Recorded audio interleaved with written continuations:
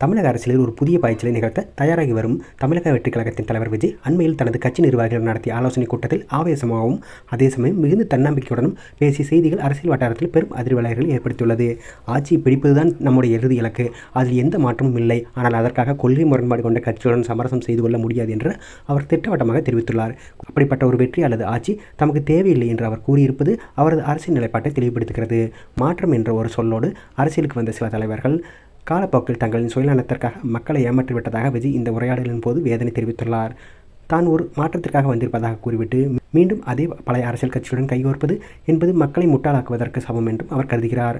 நானும் மற்றவர்களைப் போலவே மக்களை ஏமாற்றினால் எதிர்காலத்தில் எந்த ஒரு புதிய சக்தியையும் மக்கள் நம்ப மாட்டார்கள் என்று குறிப்பிட்ட அவர் அடுத்த தலைமுறைக்கு ஒரு நேர்மையான அரசியல் பாதையை விட்டு செல்வதே தனது நோக்கம் என்பதை ஆணித்தனமாக பதிவு செய்துள்ளார்.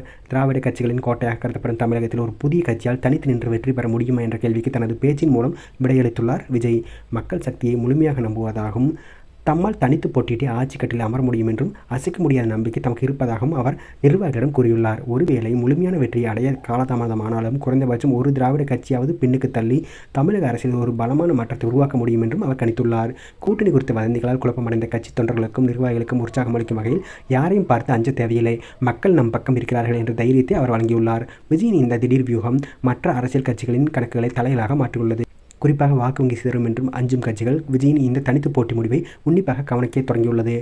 தேர்தலுக்கு இன்னும் சில காலமே உள்ள நிலையில் அவரது இந்த உறுதிப்பாடு தொண்டர்கள் மத்தியில் ஒரு புதிய உத்வேகத்தை பாய்ச்சியுள்ளது. விஜயின் இந்த தன்னம்பிக்கை பேச்சு பின்னால் ஒரு தெளிவான அரசியல் திட்டம் இருப்பதாக அரசியல் விமர்சகர்கள் கருதுகிறார்கள். திராவிட அரசியலுக்கு மாற்றாக தேடப்படும் ஒரு வெற்றிடத்தை நிரப்ப அவர் தயாராக வருகிறார் என்பது தெளிவாகிறது.